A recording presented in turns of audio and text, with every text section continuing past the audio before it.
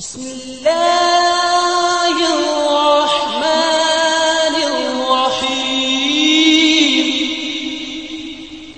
والمرسلين وعلى آله الطيبين الطاهرين وعلى من تبعهم بإحسان إلى يوم الدين أما بعد أعوذ بالله من الشيطان الرجيم بسم الله الرحمن الرحيم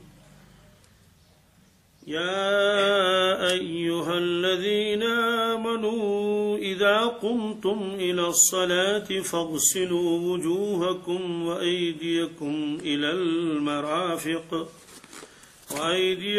إلى المرافق وامسحوا برؤوسكم وأرجلكم إلى الكعبين وإن كنتم جنبا فاطهروا وإن كنتم مرضى أو على سفر أو جاء أحد منكم من الغائط أو لامستم النساء فلم تجدوا ماء فتيمموا صعيدا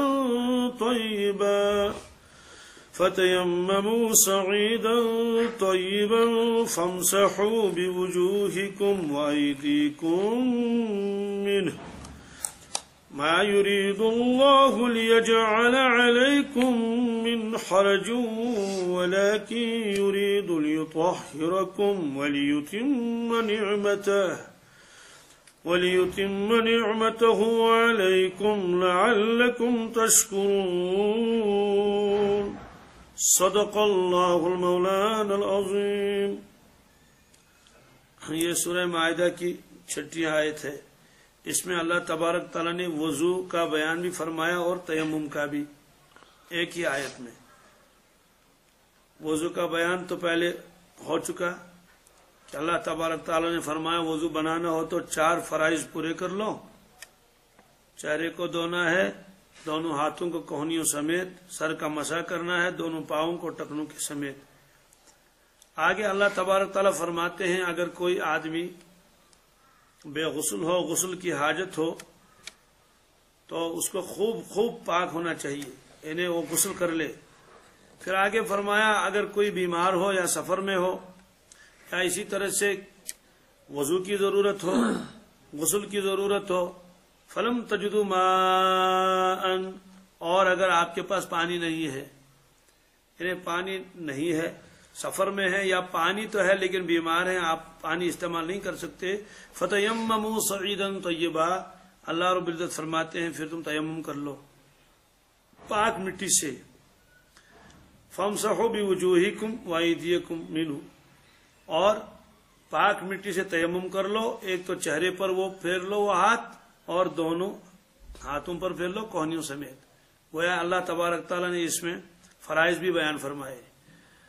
وضو کے اندر تو 4 فرائض ہیں، اس کا بیان تو آ چکا ہے، اور تیمم کے اندر 3 فرض ہیں۔ کتنے؟ 3 فرض ہیں۔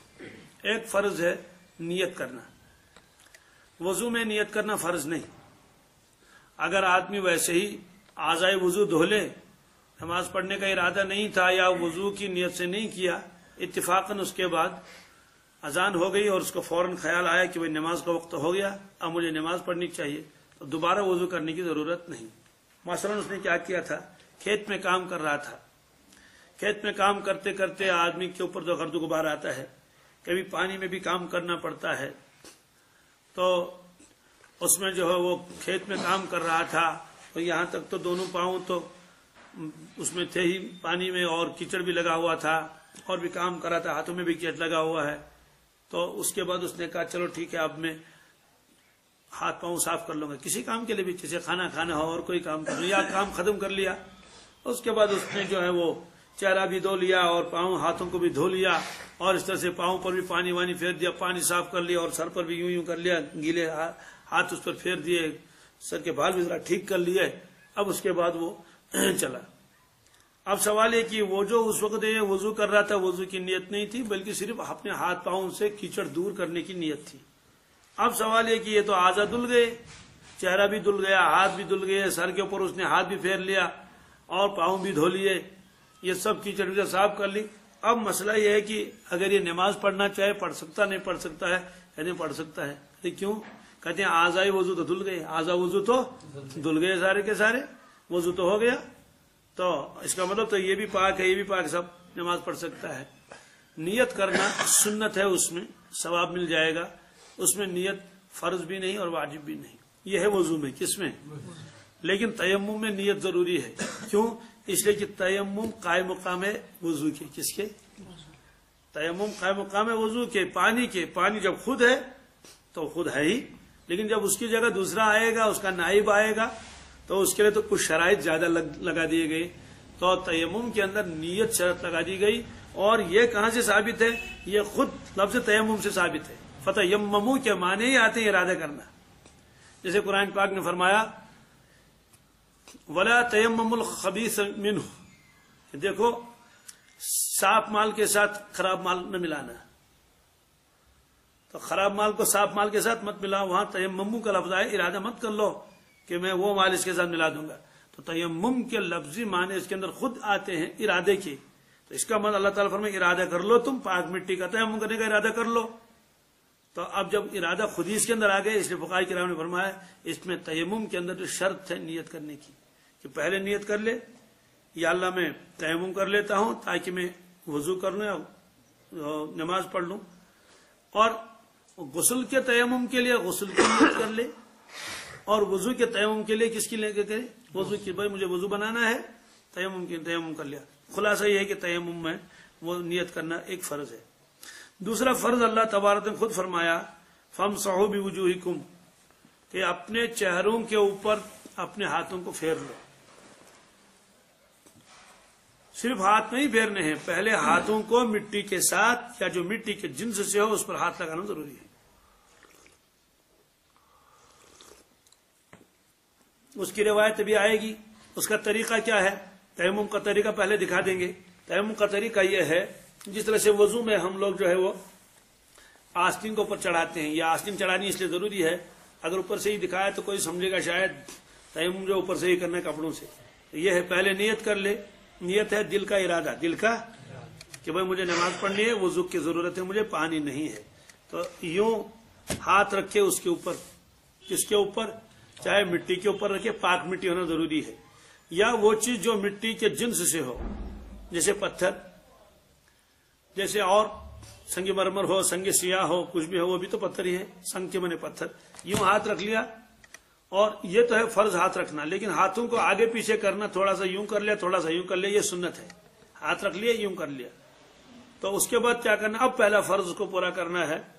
اب چہرے کے اوپر ہاتھ پھیرنا ہے. کہاں تک پھیرنا ہے؟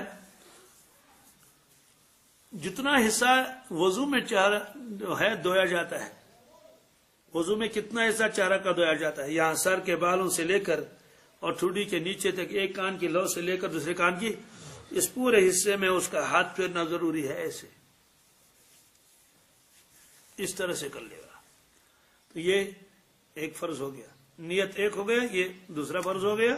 عملی اعتبار سے تو ایک ہی ہے، تو نیت کا الگ ہے اس میں. اب پھر ہاتھوں کو رکھے گا، کیونکہ ایک مطلب استعمال ہو گئے. ایسے ہاتھ رکھے گا، تو یوں کرے گا آگے پیچھے. اس کے بعد پہلے دائیں کو کرے گا، یہ ہے. تو بائیں ہاتھ کو دائیں ہاتھ پہ رکھے گا اس انداز سے، ایسے. ادھر سے نہیں، ادھر سے. ناخن بھی غائب ہونے چاہیے. یہ ناخن کے اوپر رکھ لیا، دیکھیں ناخن نظر نہیں آ رہے ہیں. اب اس ہاتھ کو ایسے لے لے گا، پورے کوہنی تک پہنچائے گا، اور یہاں گھمائے گا اپنے ہاتھ کو اس طرح سے، اور واپس لائے گا اوپر ہی سے، کیونکہ اس کو بھی استعمال کرنا ہے. پھر یہاں اس کو ایسے رکھے گا. اب دیکھیے ایسے لے گیا ہاتھ، یہاں تک پہنچا دیا، یہاں تو اس کو یوں کر لیا کوہنی کو، اور پھر وہاں سے واپس لائے تاکہ کوئی حصہ خالی نہ رہے. ہاتھ پھیرے پورے کے اوپر. پھر اپنے دونوں ہاتھوں کو یوں کر لے. یہ اس ہاتھ کی انگلیاں اس میں ڈال، اس ہاتھ کی انگلیاں اس میں ڈال دے. بس ہو گیا تیمم. سوال ہے کہ سر کے اوپر مسح کرنا، یہ تیمم میں فرض نہیں ہے، سنت بھی نہیں، کچھ بھی نہیں. سوال پاؤں کا کیا ہوگا؟ پاؤں کو بھی کچھ نہیں کرنا. بس یہ ہے، کیوں کر لیا، یہ پھر ایسے کر لیا.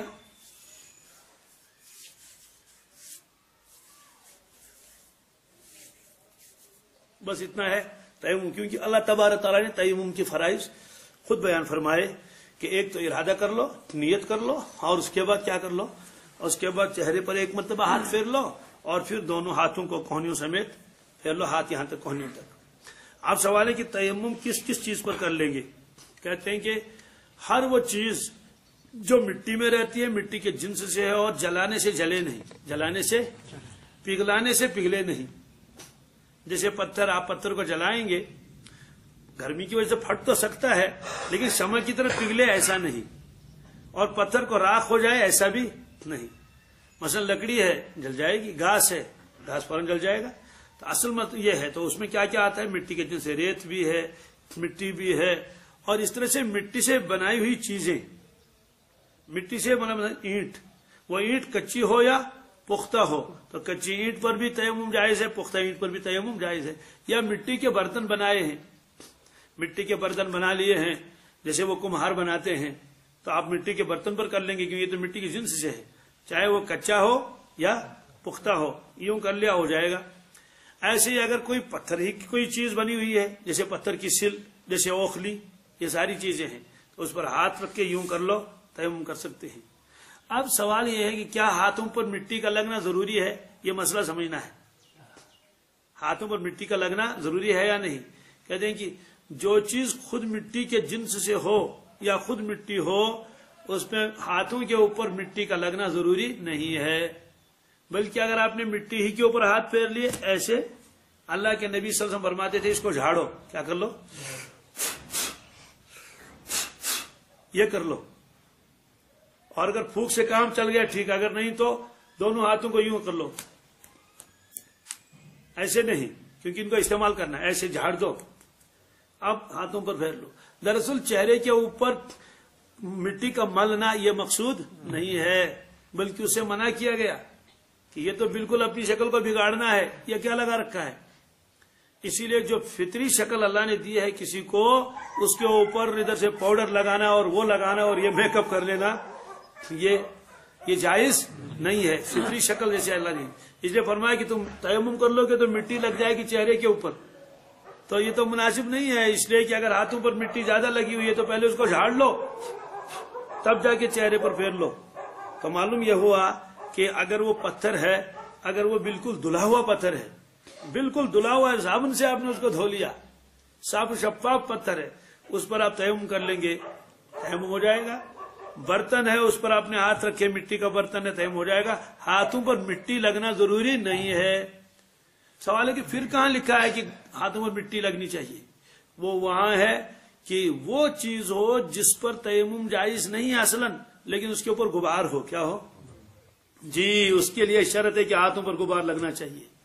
جیسے مثال کے طور پر آپ نے گاڑی کے اوپر تیمم کر لیا، گاڑی رکی ہوئی تھی، گردہ بہت چڑھا ہوا تھا، آپ نے دیکھا ہوگا بعض مرتبہ جہاں کچے راستے ہوتے ہیں، گرد غبار بہت ہوتا ہے، گرمی کا موسم ہوتا ہے، آپ دیکھیں گے کہ گاڑی کا جو پیچھے والا شیشہ ہے وہ بالکل گرد آلود ہو چکا ہے، تو بچے آ کے انگلی سے اس پر لکھنا شروع کر دیتے ہیں، تو دور سے نظر آتا ہے اس پر کچھ لکھا ہوا ہے، حالانکہ وہ لکھا ہوا شیشے پر تو ہے نہیں، ظاہر سی بات ہے۔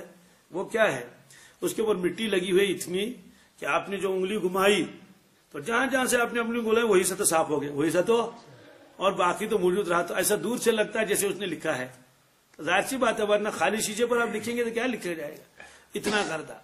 تو اگر شیشہ ہے، اگر پتھر ہے، اگر لکڑی ہے، اگر اور کوئی چیز ہے، تو اس پر تب تیمم جائز ہے جب اس کے اوپر گردہ چڑھا ہوا ہو۔ دراصل اس نے لوہے کے اوپر مسا نہیں کیا، اس نے اس گردے کے اوپر کیا جو گردہ اس پر لگا ہوا ہے۔ اس نے لکڑی کے اوپر مسا نہیں کیا، اس نے اس گردے کے اوپر مسا کیا ہے جو گردہ اس پر لگا ہوا ہے۔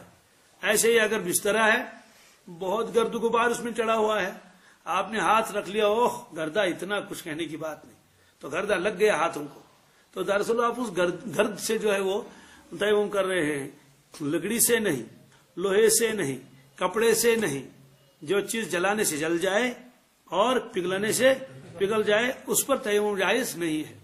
تو معلوم یہ ہوا کہ اگر بالکل صاف و شفاف پتھر ہے آپ اس پر تیمم کر سکتے ہیں۔ سوال مٹی کی دیوار کا کیا حکم ہے؟ مٹی کا دیوار کے حکم، مٹی کے دیوار کے اوپر بھی تیمم کر سکتے ہیں۔ سوال سیمنٹ کی دیوار پر کیا، اس کا کیا حکم ہے؟ سیمنٹ لگا ہوا ہے، دیوار بنی ہوئی ہے، تو اس پر آپ تیمم کرنا چاہیں اس پر تیمم کی اجازت ہے. ہاں اگر دیوار کے اوپر اور کوئی چیز آپ نے ادھر سے چپکا دی ہے، کوئی بھی چیز جیسے لکڑی چپکاتے ہیں، جیسے یہاں لکڑی لگائی ہوئی ہے پینلنگ جسے کہتے ہیں، یا اسی طرح سے ادھر سے آپ نے روغن اس کے اوپر کیا روغن آپ نے اس کے اوپر کیا، روغن لگا لیا، تو بھائی اس پر اب تیمم جائز نہیں ہے. اگر خالی چونا کیا ہوا ہے، چونے پر جائز ہے، اس لیے کہ چونا خود نکلتا ہے کہاں سے؟ زمین سے ہی، اور زمین کے جنس سے ہے، ریت زمین کے جنس سے ہے. اچھا ٹھیک ہے، اگر کسی آدمی کو گرد و غبار چڑھا ہے، سیمنٹ فیکٹری میں کام کر رہا ہے یا کھیت میں کام کرتا تھا، بڑا گردہ چڑھ گیا ہے، ساری داڑھی جو دیکھا کہ گردے سے گرد آلود ہو چکی ہے، تو اس کے لیے کیا کرنا ہے؟ اس کی صرف نیت کرنی ہے. کیا کہ یا اللہ میں نیت کر رہا ہوں کس کی؟ تیمم کی. سارے بدن پر گردہ ہے تو بس چہرے پر ہاتھ پھیر لیا، اور پھر چونکہ ہاتھوں پر بھی گردہ لگا ہوا ہے، وہ کام کر رہا تھا تو ہاتھوں پر بھی پھیر لیا، ادھر سے یہ ہاتھ پھیر لیا، بس جناب آپ کا تیمم ہو گیا. تو خلاصہ یہ ہے کہ مٹی کے جنس سے تیمم کر سکتے ہیں. تو اس میں سیمنٹ بھی آتا ہے، اور سنگ مرمر ہو، سنگ سفید ہو. آج کے جو ٹائل بنے ہوئے رہتے ہیں وہ بھی دراصل مٹی ہی کی ایک قسم ہے. تو مٹی کے خاندان سے جتنی بھی چیزیں ہیں اس پر تیمم جائز ہے، کیونکہ اللہ کے نبی صلی اللہ علیہ وسلم نے فرمایا وَجُعِلَتْ لِيَ الْأَرْضُ مَسْجِدًا وَطَهُورًا، زمین کو اللہ تبارک تعالیٰ نے ہمارے لیے طہور بنایا ہے، پاکی کا ذریعہ بنایا ہے. تو کچی اینٹ ہو یا پختہ اینٹ ہو، اس سے کوئی فرق پڑنے والا نہیں ہے. پختہ اینٹ بھی پختہ ہی ہو جاتی ہے، وہ صرف آگ لگانے کی وجہ سے، آگ میں رکھنے کی وجہ سے وہ پختہ ہو جاتی ہے. بہرحال تیمم کا ثبوت قرآن پاک کی آیت سے ہے. تو غسل کا بھی تیمم اور وضو کا بھی تیمم، دونوں کا تیمم ایک ہی طرح ہے، صرف نیت کا فرق ہے. کیا سوال؟ کیا نیت کے فرق سے حکم بدل جائے گا؟ جی بدل جائے گا. کیسے؟ دو آدمی نے احرام باندھا، احرام تو ایک ہی طرح کا ہے نا. اس نے بھی سفید چادریں اوڑھ لی، اس نے بھی اوڑھ لی.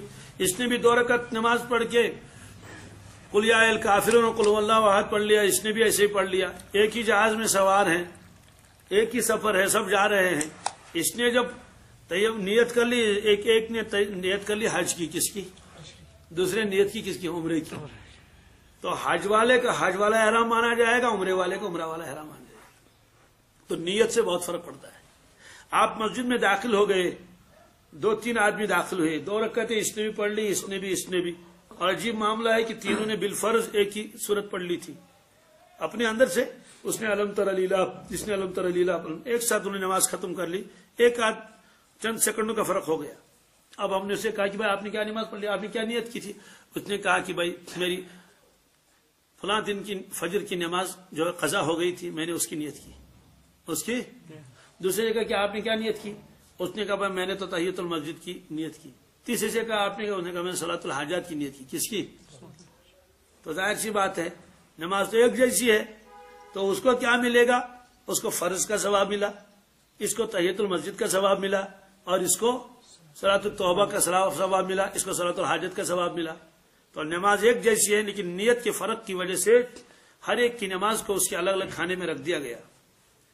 تو یہ جو ایک آدمی داخل ہوا مسجد میں اور اس نے آتے ہی کوئی اور نماز پڑھ لی قضا وغیرہ، تو تحیت المسجد اس کے اندر آ گئی. اس کو تداخلی نیت کہتے ہیں. کیا؟ جی آپ فجر پڑھنے کے لیے مسجد میں آئے، فجر پڑھنے کے لیے، اور سنتیں آپ نے نہیں پڑھی تھی. آتے ہی آپ نے اللہ اکبر کر کے سنتیں 2 پڑھ لی، تو سنت بھی ادا ہو گئی اور سنت کے ساتھ ساتھ تحیت المسجد کا ثواب بھی مل گیا.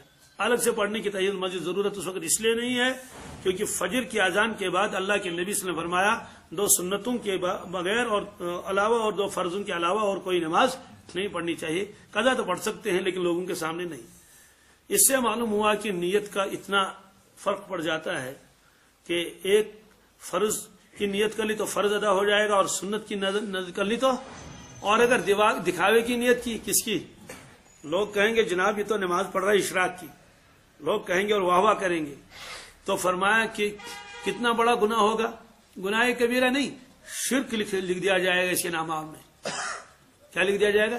شرک لکھ دیا جائے گا. ارے نماز بھی شرک ہو گئی، نماز بھی شرک ہو گئی. کیسے؟ آپ نے فرمایا ان یسیر ریا شرکن، تھوڑا سا ریا جب عمل میں آ جائے گا وہ شرک کے اندر داخل ہو جاتا ہے. اور پھر آپ نے مثال کے طور پر فرمایا ومن صلی یرائی فقد اشرک، ومن صام یرائی فقد اشرک، ومن تصدق یرائی فقد اشرک. جس نے نماز پڑھ لی لوگوں کو دکھانے کے لیے شرک کیا اس نے، جس نے روزہ رکھا لوگوں کو دکھانے کے لیے اس نے بھی شرک کیا، جس نے صدقہ اور خیرات لوگوں کو دکھانے کے لیے کیا تو اس نے بھی کیا کیا؟ شرک کیا۔ سبحان اللہ، ایک کی دو رکعتیں ہیں، اس کو تو ثواب مل گیا اور اللہ کا قرب مل گیا اور اس کی حاجت جو تھی وہ پوری ہو گئی، صلاۃ الحاجات، اور ایک کے نام اعمال اس کو شرک لکھ دیا گیا۔ عمل تو تینوں کا ایک جیسا ہے لیکن نیت کے فرق کرنے کی وجہ سے حکم بدل جاتے ہیں۔ تو بہرحال اس وقت نیت کا مسئلہ تو نہیں ہے، مسئلہ یہ ہے کہ اگر وضو کی ضرورت ہے اور اس نے تیمم کر لیا تو ادا ہو جائے گا، اور غسل جو کر لے گا تو کیا نیت کرے گا؟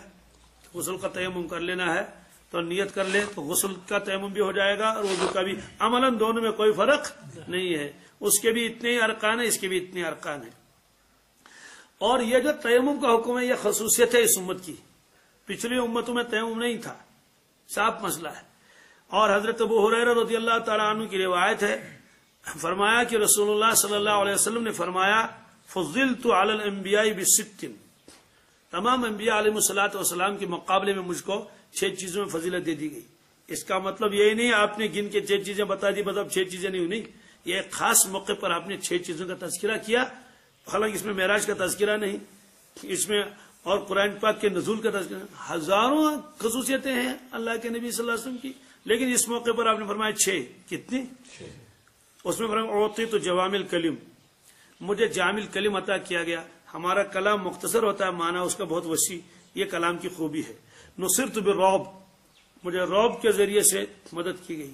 اس کا مطلب تو یہ ہوا کہ دشمن کے اوپر میرا رعب پڑ جاتا ہے، دشمن کے اوپر میرا رعب پڑ جاتا ہے، میدان چھوڑ کے بھاگتا ہے۔ سوال پھر احد اور بدر اور خندق یہ کیسے ہوئی؟ فرماتے ہیں کہ جن کو مرنا تھا ان کو تو ملک الموت کھینچ کے لایا، چل چل چل۔ امیہ ابن خلف سے حضرت سعد نے فرمایا تھا کہ میں نے رسول اللہ صلی اللہ علیہ وسلم سے سنا ہے وہ تم کو قتل کریں گے، تو بس یہ سنتے ہی گھبرا گیا۔ اصل میں ان دونوں کے آپس میں تعلقات دوستانہ۔ امیہ ابن خلف جو تھا یہ تو تھا مکہ شریف کا رہنے والا، قریش سردار تھا۔ سعد تو تھے مدینہ طیبہ کے، آپس میں تعلقات تھے گہرے اسلام سے پہلے۔ تو امیہ جاتا تھا تو مدینہ طیبہ میں حضرت سعد کے یہاں ٹھہرتا تھا، حضرت سعد تشریف لاتے تھے تو امیہ کے یہاں ٹھہرتے تھے، امیہ بن خلف کے۔ تو اب ہجرت کے بعد اللہ کے نبی صلی اللہ علیہ وسلم مدینہ طیبہ میں تھے اور صحابہ بھی، تو حضرت سعد آئے مکہ شریف، تو امیہ سے کہا کہ انہی کے یہاں قیام تھا کہ میں طواف کرنے جا رہا ہوں، ذرا دیکھیے کون سا وقت مناسب ہے۔ اس نے کہا فلاں وقت مناسب ہے، اکٹھے چلیں گے۔ اب حضرت سعد گئے اور طواف کر رہے ہیں تو امیہ بھی وہی ہے۔ ابو جہل نے کہا کہ یہ کون ہے؟ ابو جہل نے امیہ سے پوچھا، اس نے کہا یہ سعد ہیں۔ اس نے کہا وہ مدینہ طیبہ والے؟ اس نے کہا ہاں۔ اچھا طواف کر رہا ہے؟ تو اسے کہا کہ طواف کر رہے ہو بڑے مزے سے اور ہمارے دشمنوں کو تم نے جگہ دی وہاں؟ بہت تیز کلامی کی ابو جہل نے حضرت سعد کے ساتھ۔ حضرت سعد نے اتنا تیز جواب واپس دے دیا، بہت خطرناک جواب واپس دے دیا۔ اس نے کہا کہ سمجھا دیں گے تجھے، تمہارا قافلہ تو مدینہ طیبہ کے پاس سے گزرتا ہے، ایک کو آگے نہیں بڑھنے دیں گے۔ امیہ نے کہا خاموش ہو جاؤ، یہ سید الوادی ہیں، یہ اس پوری وادی کے سردار ہیں، ان کے سامنے تو کسی نے آج تک منہ ہی نہیں کھولا ہے، ایسی باروب شخصیت ہے گویا کی سردار مانے جاتے ہیں۔ تو اس پر جلال آ گیا حضرت سعد کا۔ اس نے فرمایا کہ تمہیں بھی تو اب خطرہ ہے۔ اس نے کہا کیوں؟ کہا میں نے محمد رسول سے سنا ہے تمہیں قتل کریں گے۔ وہ کہا کس نے کہا؟ محمد صلی اللہ علیہ وسلم نے کہا۔ کہا ہاں۔ خواہ افسوس کی بات، بس یہ بات آ کے دل میں بیٹھ گئی کہ ایسا ضرور ہوگا، ایسا کہ ان کے دلوں میں یہ تھا جو فرماتے ہیں محمد رسول صلی اللہ علیہ وسلم وہ تو ہو کر رہتا ہے۔ اتنا گھبرا گیا، فوراً گھر آ گیا، بیوی سے کہنے لگا اب میں کیا کروں گا، اب میں کیا کروں گا۔ اس نے کہا خیریت تو ہے؟ اس نے کہا کہ سنو سعد کیا کہتے ہیں۔ اس نے کیا کہتے ہیں؟ کہتے ہیں کہ محمد صلی اللہ علیہ وسلم نے کہا ہے وہ مجھے قتل کریں گے۔ اس نے کہا اچھا، انہوں نے کہا ہے؟ حضرت سعد کو بلایا کہ آپ نے خود سنا؟ انہوں نے کہا بالکل میں نے خود اپنے کانوں سے سنا کہ محمد صلی اللہ علیہ وسلم نے فرمایا وہ تجھے قتل کریں گے۔ تو گھبرا گئے، بیوی بھی گھبرا گئی، اب کیا ہوگا؟ دل میں یقین آ گیا کہ ضرور ایسا ہوگا، ضرور ایسا۔ اس لیے قسم کھائی امیہ نے کیا کہ میں مکہ شریف سے باہر کبھی نہیں نکلوں گا تاکہ موت سے بچ جاؤں، اور محمد صلی اللہ علیہ وسلم مکہ شریف آ نہیں سکتے، یہ کہنے لگے۔ اس کے بعد کیا ہوا؟ اگلے سال ابو جہل نے جمع کرنا شروع کر دیا لوگوں کو، چلو چلو چلو چلو، قافلے والوں کو بچانا ہے، جو ملک کی شام سے قافلہ آ رہا تھا، سنا ہے کہ مدینہ طیبہ کے لوگوں نے قافلے کو روک رکھا ہے، چلو لڑنے کے لیے۔ تو میں ایسے کہا چلو جلدی کرو، تم تو سردار ہو۔ اس نے کہا سنو میں نہیں جا سکتا۔ کہا کیا؟ کہا سعد کی بات یاد ہے، سعد کی بات۔ اس نے کہا تھا محمد صلی اللہ علیہ وسلم تجھے ماریں گے، اسے میں نے قسم کھائی ہے کہ میں مکہ شریف سے باہر نہیں جاؤں گا۔ ابو جہل نے کہا دیکھو تم تو بڑے آدمی ہو، سردار ہو، تم پیچھے رہو گے تو یہ جوان کیسے چلیں گے؟ ایسا کر لو 1-2 منزل آ جاؤ ہمارے ساتھ، پھر واپس آ جانا۔ تو آ کے بیوی سے کہا تیاری کر لو، مجھے جانا ہے قافلے کے ساتھ۔ تو بیوی نے یہ کہا کہ اچھا آپ بھول گئے تمہارے بھائی سعد نے کیا کہا تھا تجھ سے؟ اس نے کہا مجھے یاد ہے، میں بھول نہیں جاؤں گا۔ ظاہر سی اپنے خطروں کیسے بھولے؟ کہا پھر کیوں جا رہے ہو؟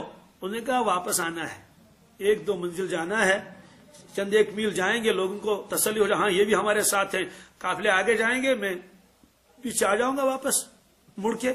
میں کہا ٹھیک ہے۔ تو بیوی نے کہا مناسب نہیں ہے جانا۔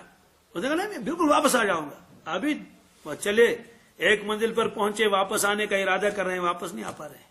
2ری منزل آ گئی، 3ری منزل آ گئی، ہر منزل پر پختہ ارادہ، اب میں واپس آؤں گا، اب میں واپس آؤں گا، یہاں تک کہ بدر پہنچ گئے۔ کہاں پہنچ گئے؟ ملک الموت کہاں چھوڑتا۔ وہاں بدر میں کیا ہوا؟ بدر میں تو سارے تو مارے گئے، 70 تو مارے گئے، 70 بند ہو گئے، اور ان میں یہ بھی تھا امیہ بھی۔ حالانکہ اللہ کے نبی صلی اللہ علیہ وسلم نے ان پر تلوار نہیں ماری، ایک برچے سے یوں کیا، ذرا سی خراش لگ گئی یہاں سے، بالکل خون بھی اس میں نہیں نکلا، اتنی سی خراش لگ گئی، ہلکا پھلکا سا۔ اب اس کے بعد جو چیخنا چلانا شروع کر دیا، کتابوں میں آتا ہے جیسے بیل آواز نکالتا ہے، دیوانہ بیل ایسی آواز نکالتا تھا خطرناک۔ لوگوں نے اسے کہا کہ شرم کی بات ہے، شرم کی بات ہے، زخم تو کچھ بھی نہیں ہے اور اتنا چیختے چلاتے ہیں۔ اس نے کہا لوگوں تمہیں کیا خبر ہے، یہ زخم کس نے دیا ہے؟ یہ تو محمد صلی اللہ علیہ وسلم کے ہاتھ کا زخم ہے، اس میں اتنا درد ہے کہ اگر سارے مکہ شریف والوں پر بھی اس درد کو تقسیم کریں گے تو سب مر جائیں گے، ایسی مجھے جلن ہے اور پریشانی ہے اور درد ہے۔ بس چیختے چیختے اس کی جان نکل گئی۔ تو یہ ان کے دل میں بھی تھا، جو فرمایا حضرت نے وہ تو ہوگا۔ اس لیے فرمایا کہ میرا رعب جو ہے وہ پڑتا ہے لوگوں کے اوپر، دشمن بھاگ جاتا ہے، لیکن جن کے قسمت میں مرنا ہے ان کو تو جاننا ہی پڑے گا۔ اس لیے آپ نے فرمایا نصرت بالرعب وأحلت لی الغنائم، مال غنیمت کو میرے لیے حلال کر دیا گیا۔ اس کا مطلب ہے کہ پچھلی امتیں جب جہاد کرتی تھی، جو مال غنیمت ان کو مل جاتا تھا وہ اپنے اوپر استعمال کرنا ان کے لیے حرام تھا۔ تو مال غنیمت کو لے کے وہ کسی میدان میں رکھتے تھے، خود دور جاتے تھے اور دعائیں کرتے تھے، یا اللہ ہمارے جہاد کو قبول کر، ہمارے جہاد کو قبول کر۔ تو قبولیت کی علامت یہ تھی کہ اگر یہ مال غنیمت آسمان سے آگ آئے اور جل جائے تو یہ ہے کہ بس قبول ہو گیا ہے۔ اس طرح کا تذکرہ قرآن پاک میں بھی ہے قربانی کے بارے میں۔ آدم علیہ السلام کی جو 2 بیٹے تھے جن میں جو قربانی کی تھی، تو بہرحال اگر آسمان سے آگ آ گئی اور جو مال غنیمت سارا ہے وہ جل گیا، راکھ ہو گیا، تو بس چلو چھٹی ہے، جہاد قبول ہو گیا۔ اور اگر آسمان سے آگ ہی نہیں آئی، بالکل نہیں، اور وہ جو کا توں رہتا تھا، وہ سڑتا تھا، خراب ہو جاتا تھا، لیکن استعمال کرنے کی اجازت نہیں تھی۔ لیکن آپ نے فرمایا احلت لی الغنائم، مال غنیمت میرے لیے حلال کر دیا گیا۔ جیسے اپنی چیز ہوتی ہے، حلال چیز ہوتی ہے 100% بلا شک شبہ، ایسے اگر مال غنیمت مل جائے وہ بھی بلا شک شبہ کیا ہے؟ حلال ہے۔ تو اس طرح سے وہ آپ مال غنیمت کو تقسیم کرتے تھے، البتہ اس کی زکوٰۃ نکالتے تھے، اس کی زکوٰۃ، جی اس کے زکوٰۃ کا اصول تو آگے آئے گا، وہ ہے 1/5۔ کیا؟ ہاں 1/5۔ وَاعْلَمُوا أَنَّمَا غَنِمْتُم مِّن شَيْءٍ فَأَنَّ لِلَّهِ خُمُسَهُ، تو خمس نکالنا اللہ اور اللہ کے رسول صلی اللہ علیہ وسلم کا حق ہے۔ خمس 5واں نکالا، 4 حصے تقسیم ہو گئے، گھوڑے والے کو ڈبل حصہ اور جو بغیر گھوڑے کے اس کو سنگل حصہ دیا جاتا تھا، تو گھوڑے کا بھی حصہ لگ جاتا تھا، اس لیے کہ وہ بھی تو جنگ میں کام آتا تھا۔ تو بہرحال آپ نے فرمایا احلت للغنائم۔ یہ جو ٹکڑا مجھے بتانا تھا تو ساری روایت میں نے سنائی، وَجُعِلَتْ لِيَ الْأَرْضُ مَسْجِدًا وَطَهُورًا، پوری روئے زمین میرے لیے مسجد بنا دی گئی اور طہور بنا دیا گیا۔ یہ میری خصوصیت ہے۔ کیا مطلب ہے؟ پچھلی امتوں کو نماز پڑھنے کے لیے مسجد میں آنا ضروری تھا، کھیت میں نماز نہیں پڑھ سکتے تھے، باغ میں نماز نہیں پڑھ سکتے تھے، جنگل میں نماز نہیں پڑھ سکتے تھے، پہاڑ پر نماز نہیں پڑھ سکتے تھے، دریا کے کنارے نماز نہیں پڑھ سکتے تھے، کشتی میں نماز نہیں پڑھ سکتے تھے۔ نماز پڑھنے کے لیے مسجد میں ہی آنا ضروری تھا۔ لیکن میری امت کے لیے اللہ تبارک تعالیٰ نے کیا کیا؟ فرمایا کہ پوری زمین آپ کے لیے مسجد ہے، جہاں آپ جائیں گے، چاہے جنگل ہو چاہے پہاڑ ہو، نماز کا وقت ہو گیا، اللہ اکبر کر کے آپ کی امت نماز پڑھ لے گی تو میں نماز قبول کر لوں گا، میں نماز۔ بلکہ اگر اکیلا آدمی ہے، جنگل میں ہے، بکریاں چرا رہا ہے یا ویسے ہی کسی کام سے گیا ہے، اذان دے دی اکیلے نے، معلوم ہے کہ اذان صرف لوگوں کو سنانے کے لیے نہیں ہے، اگرچہ وہی مقصد ہے، لیکن یہ شاعری اسلام ہے، کیا ہے جی، تو اذان دے دی اس نے، اس کا مطلب تو یہ ہوا بستی میں مثلا 60 آدمی بالغ ہیں، 60 کے 60 مسجد میں حاضر ہیں، 60 کے 60 مسجد میں، اب مسئلہ یہ کہ اذان دیں گے یا نہیں دیں گے؟ اذان پھر بھی دینی ہے، اذان سارے لوگ تو حاضر ہیں، اس سے کیا ہوا، اذان تو پھر بھی دینی ہے۔ تو حدیث پاک میں ہے کہ جو آدمی اکیلا ہو اور جنگل میں ہو وہ اذان دے دے، اس کے بعد نماز پڑھ لے، ہے تو اکیلا، لیکن اس اذان کی برکت سے اللہ تبارک تعالیٰ فرشتوں کو بھیج دیں گے، جاؤ فلاں آدمی کے پیچھے نماز پڑھ لو، تاکہ اس کو جماعت کا ثواب مل جائے، کیونکہ وہ اس وقت اکیلا ہے۔ اس لیے فرمایا پوری زمین ہمارے لیے مسجد بنا دی گئی، اس کا مطلب تو یہ کہ جہاں نماز پڑھیں گے وہاں ہو جائے گی۔ یہ الگ مسئلہ ہے کہ بھائی زمین اگر ناپاک ہے تو مت پڑھ لو، یا اگر زمین کسی خاص چیز کے لیے بنائی گئی جیسے قبرستان ہے تو وہاں نماز مت پڑھو، یا اگر کوئی غسل خانہ بنایا تو اس نماز، وہ تو عارضی چیزیں ہیں نا، لیکن باقی پوری روئے زمین جو ہے یہ مسجد بنا دی گئی۔ وہ طہور کے معنی آتے ہیں پاکی کا ذریعہ، پاکی کا۔ پچھلی امتوں کو کیا کرنا تھا، بھائی پانی نہیں ہے پانی تلاش کر لو، نہیں ہے تو بس، جب تک پانی نہیں ملتا تھا تب تک وہ نماز نہیں پڑھ سکتے تھے۔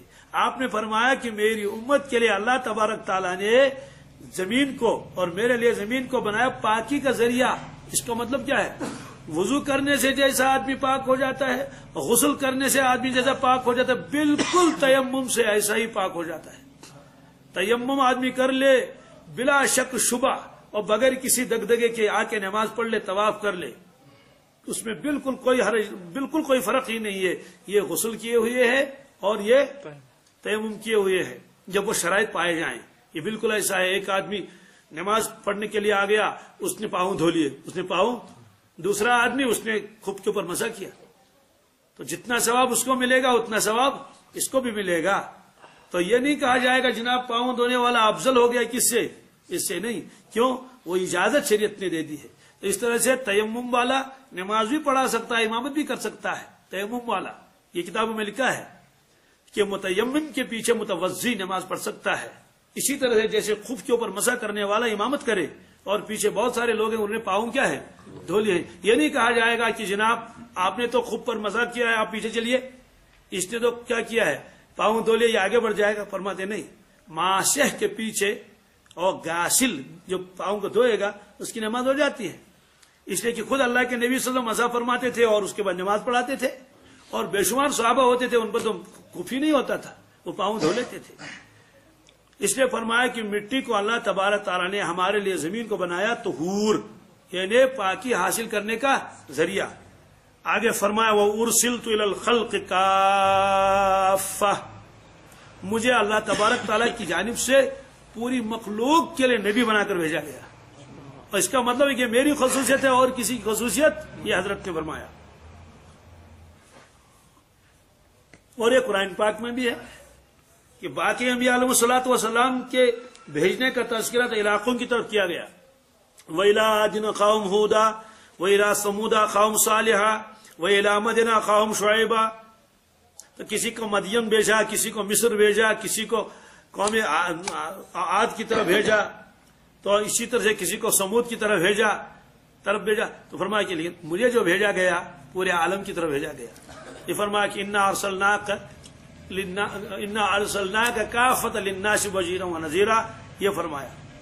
آخر میں فرمایا خصوصیت وَخُتِمَ بِهِ النَّبِيُّونَ، میرے ذریعے سے سلسلے نبوت کو ختم کیا گیا، یعنی اس کا مطلب کہ میں آخری نبی ہوں، میرے بعد میں اللہ تبارک تعالیٰ کسی اور نبی کو دنیا میں نہیں بھیجیں گے، اور میرے بعد میں کوئی نئی شریعت لے کر نہیں آئے گا۔ اور جو عیسیٰ علیہ الصلوۃ والسلام کا وہ تو خود ہی آپ نے خود فرمایا وہ آئے گا تو نئی شریعت لے کر نہیں آئے گا، کوئی نئی کتاب لے کر نہیں آئے گا۔ یہی راز ہے کہ جب وہ تشریف لائیں گے عصر کے وقت دمشق میں جامع مسجد میں تشریف لائیں گے مینارے پر، اس کے بعد جب لوگ ان کو وہاں سے اتاریں گے سیڑھی کے ذریعے سے، مسجد کھچا کھچ بھری ہوئی ہے، لوگ درخواست کریں گے حضرت آپ نماز پڑھا دیجئے، امامت کیجئے، حضرت انکار فرما دیں گے میں نماز نہیں پڑھا دوں گا، تو پھر ان میں ایک شخص ہوگا حضرت امام مہدی علیہ السلام، وہ حسنی ہوں گے خاندان کے اعتبار سے، نبی کریم نے فرمایا کہ وہ میری ذریت میں سے ہوں گے، وہ نماز پڑھائیں گے، وہ امامت کریں گے اور اقتداء کریں گے عیسیٰ علیہ الصلوۃ والسلام۔ سوال ہے کہ افضل تو عیسیٰ علیہ الصلوۃ والسلام ہی ہے، اس میں کوئی شک شبہ نہیں، وہ تو روح اللہ ہیں، یہ تو بہرحال امتی ہیں، وہ تو نبی ہیں، لیکن یہ بتانے کے لیے تاکہ سارے لوگوں کو معلوم ہو جائے میں کوئی نئی شریعت لے کر نہیں آیا ہوں، میں کوئی نئی کتاب لے کر نہیں آیا ہوں، نیا طریقہ لے کر نہیں آیا ہوں، بلکہ میں اس وقت بحیثیت امتی آیا ہوں، اس لیے کہ امتی کے پیچھے کیا کر لے، انہی کے اقتداء میں نماز پڑھ لے گا۔ یہ فرمایا وہ ختم بھی نبیون، انبیاء علیہ الصلوۃ والسلام کا سلسلہ ہمارے ذریعے سے جو ہے وہ اختتام پذیر ہو چکا ہے۔ چلیے ایک روایت پڑھ لیتے ہیں۔ وعن حذیفہ رضی اللہ تعالی عنہ قال قال رسول اللہ صلی اللہ تعالی علیہ وسلم فضلنا علی الناس بثلاث، ہم کو فضیلت دے دی گئی ہے لوگوں کے اوپر تین چیزوں سے۔ کتنے؟ جعلت صفوفنا کصفوف الملائکہ، ہمارے صفوں کو فرشتوں کے صفوں کے ساتھ تشبیہ دے دی گئی ہے، ہمارے صفے فرشتوں کے صفوں کی طرح ہے، ہمارے صفے بنائے گئے ملائکہ کے صفوں کی طرح۔ اس کا کیا مطلب ہے؟ اس کا مطلب تو یہ ہے کہ فرشتے جیسے اللہ رب العزت کی عبادت کرتے ہیں سب بنا کر، کیا یہ نہیں کہ کوئی یہاں ہے کوئی یہاں ہے، کسی کا اور کوئی رخ ہے، کوئی آگے کوئی پیچھے نہیں، جب فرشتے آتے ہیں سب بناتے ہیں۔ کیا بناتے ہیں؟ فرمایا کہ ہم جو نماز میں سب بناتے ہیں بالکل اسی طرح جیسے فرشتے سب بناتے ہیں، اس لیے آپ نے فرمایا آگے پیچھے نہیں ہونا چاہیے، صفوں میں کیا ہونا چاہیے؟ برابر سب رہے، سب بنے برابر، یوں ایک نظر ڈالے تو ایک قطار نظر آئے۔ اور فرمایا دوسری اس جہاد کے اندر، کس کے؟ اللہ کے نبی صلی اللہ علیہ وسلم پہلے سب بناتے تھے، لڑائی سے پہلے ایک برابر سب بنا لی تاکہ نظر آ جائیں کتنے صفے ہیں اور کتنی تعداد ہے، تاکہ گننا بھی آسان ہو جائے۔ یہ سب تو بالکل ایسے سب دور تک سب بناتے تھے۔ فرمایا کہ یہ بنایا وَجُعِلَتْ لَنَا الْأَرْضُ كُلُّهَا مَسْجِدًا، کہ ساری کی ساری زمین ہمارے لیے مسجد بنا دی گئی۔ وَجُعِلَتْ تُرْبَتُهَا لَنَا طُهُورًا إِذَا لَمْ نَجِدِ الْمَاءَ، اور زمین کو ہمارے لیے پاکی کا ذریعہ بنایا گیا جب ہم نہیں پائیں گے کس کو؟ پانی کو، جب پانی ہمارے پاس نہ ہو۔ تو یہ فرمایا۔ تو تیمم کی بے شمار روایتیں ہیں، ایک روایت اور پڑھ لیتے ہیں۔ وعن عمران رضی اللہ تعالی عنہ قال كنا في سفر مع النبي صلى الله تعالى عليه وسلم فصلى بالناس فلما انفتل من صلاته اذا هو برجل معتزل لم يصلي مع القوم فقال ما منعك يا فلان ان تصلي مع القوم؟ قال اصابتني جنابة ولا ماء، قال عليك بالصعيد فانه يكفيك، متفق علیہ۔ یہ روایت دونوں کتابوں میں صحیحین میں، بخاری اور مسلم دونوں میں۔ حضرت عمران رضی اللہ تعالی روایت فرماتے ہیں ہم سفر میں تھے رسول اللہ صلی اللہ علیہ وسلم کے ساتھ، آپ نے نماز پڑھا دی۔ کون سی نماز پڑھا دی یہاں نہیں ہے، دوسری روایت میں فجر کی تھی۔ کون سی تھی؟ فجر کی نماز آپ نے پڑھائی۔ جب آپ نماز سے فارغ ہو گئے فلما انفتل من صلاته اذا هو برجل معتزل، آپ نے دیکھا ایک آدمی ادھر کنارے پر الگ بیٹھا ہوا ہے، لم يصلي مع القوم، اس نے نماز ہی نہیں پڑھی قوم کے ساتھ۔ فقال ما منعك يا فلان، حضرت نے فرمایا کہ کیا بات ہے آپ نے نماز کیوں نہیں پڑھ لی ہمارے ساتھ؟ ان تصلی مع القوم، قوم کے ساتھ آپ نے نماز کیوں نہیں پڑھ لی؟ قال اصابتنی جنابۃ، اس نے کہا حضرت مجھے غسل کی ضرورت تھی۔ کس کی؟ اور ولا ماء، پانی تو ہے نہیں، سفر میں ہے۔ آپ نے اچھا فعلیک بالصعید فانه یکفیک، تیمم کر لیتے تو کافی تھا، تیمم کر لیتے تو۔ معلوم ہے کہ صحابی کو مسئلہ معلوم نہیں تھا، یا وہ یہ سمجھے تھے کہ تیمم تو وضو کے لیے ہوتا ہے، غسل کے لیے تیمم نہیں۔ آپ نے فرمایا بس اتنا تو کافی تھا، وہ الگ بیٹھا ہوا تھا۔ تو معلوم یہ ہوا کہ اگر پانی نہیں ہے تو آدمی اگر بے غسل ہے وہ غسل کے بجائے تیمم کر لے اور وہ نماز پڑھ سکتا ہے۔ مال قوم بھی فرمایا، وہ قوم کے ساتھ بھی نماز پڑھ سکتا ہے، یہ فرمایا۔